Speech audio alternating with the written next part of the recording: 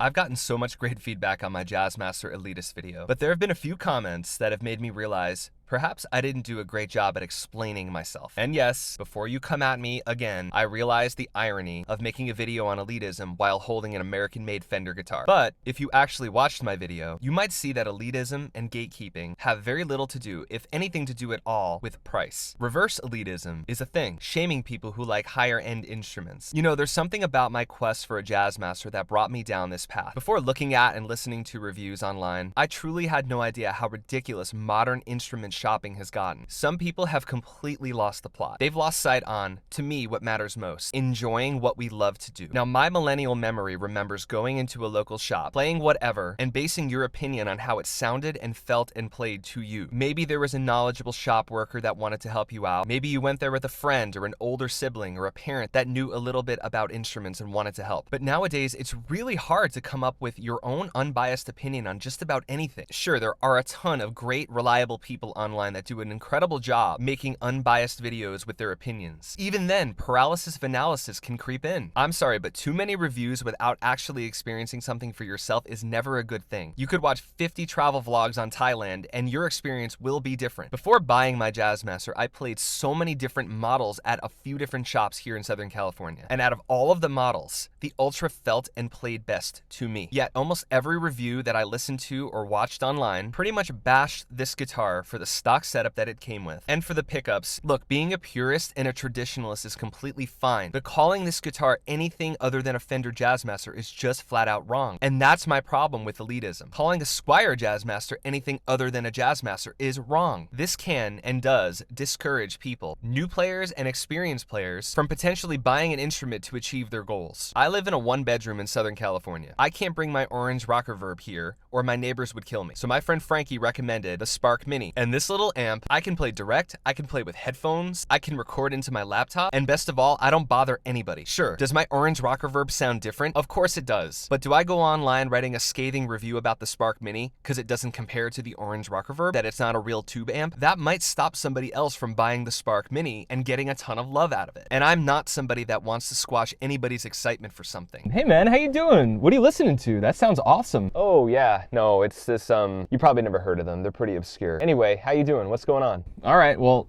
okay. Anyway, dude, I am so excited about my new acoustic guitar. I just got done playing it. The shop guys are setting it up as we speak. It is my favorite guitar I've ever played in my entire life. I just bought it right there. I've never done that before. What kind of wood? Yeah, it's got a spruce top, rosewood back and sides. Dude, it is so beautiful. It's like exactly what I wanted. I cannot wait to get my hands back on it again. I love it so much already. What kind of wood? Let me look it up. Oh, okay. East Indian rosewood. Rosewood? I'm more of a mahogany person. Really? Why? I mean, it's just too much to get into. Seriously, if you don't already know about it, it might be a little over your head, but no offense. Ah, okay. You said no offense, so no offense taken. Got it. You're missing out. Brazilian rosewood is the only rosewood worth playing, hands down. But I really like the guitar that I just bought. It sounds and plays great to me. Why do I care what anybody else thinks? I mean, it's just so expensive. Okay. It's hard to import. My buddy played one once. Actually, my buddy knows somebody that played one once, and he says that it was the best sounding guitar he's ever touched. What? Brazilian rosewood also kind of smells like chocolate. What the heck are you talking about? Oh, and Cocobolo, like Better Call Saul. What? And my mahogany sounds so incredible. It's so articulate and clean and warm and resonant. It's so much better than any of that East Inferior rosewood that's sold.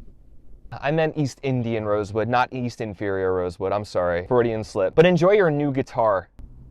I've seen 5-star restaurants with 1-star reviews, and the reason being, I'm not making this up. Well, the food was great and everything was awesome, but it brought me off my diet, so I'm knocking it down to 1 star. That is one of the many problems with everybody having access to a platform where they can voice their opinions. Forums can and do turn into echo chambers, and people feel less attached to their comments, being separated by screens. You already know this, but I guarantee most, if not all, negative comments would never be said if that person were face to face with the other. I used to dream about hearing instruments online before I could buy them. Different high-end guitars, amplifiers, pedals, keyboards, anything. Now they're everywhere, and in my opinion, it kind of makes things harder and worse. It's so hard to capture tone and feel online, even if you're listening through the best of the best speakers. I found a really great video from a YouTuber named Tremaine. He said people really dug the tone that he had on his incredible guitar playing, but they eye-rolled him once they found out that it wasn't a real tube amplifier and it was actually a plug-in. Suddenly they didn't like the sound anymore. And he, like many of us, learned on a very cheap guitar, and he is incredible. I'll link his video, go check it out, go check his channel out, he's really great. And I suspect we're gonna see more videos on this kind of thing because it really seems to be striking a nerve with a lot of you. Also, no matter what you're checking out, you're always gonna get comments that are gonna be like, I don't get it, my Yamaha sounds better than that. Because sound and feel and comfort and tone are all subjective. It's like watching the Food Network. You're not experiencing the real thing, you're just experiencing two senses. It can and is usually very stimulating, and if it gets you to go check something out on your own, then by all means, go do it. Don't base your entire opinion on somebody else's opinion. I guess this brings me to my final point of like, what the hell do we do? I'm not saying you shouldn't check out reviews online. They can be super helpful if you don't live near a shop and you want to check something out, if you're interested in going somewhere and you want to see other people's reactions and experiences to it, but don't base all of your opinions on what their opinions are. You don't know these people inside and out. They are not you and you are not them. So if you do see something that you're interested in, go check it out if you can. If you're just beginning, don't let other people's negative comments get in the way. And if you've been playing for 30 years, don't let anyone's negative comments get in the way. I really do have a weird feeling we're going to be seeing more videos about this kind of stuff, and I think most people are ready for the pendulum to finally swing back.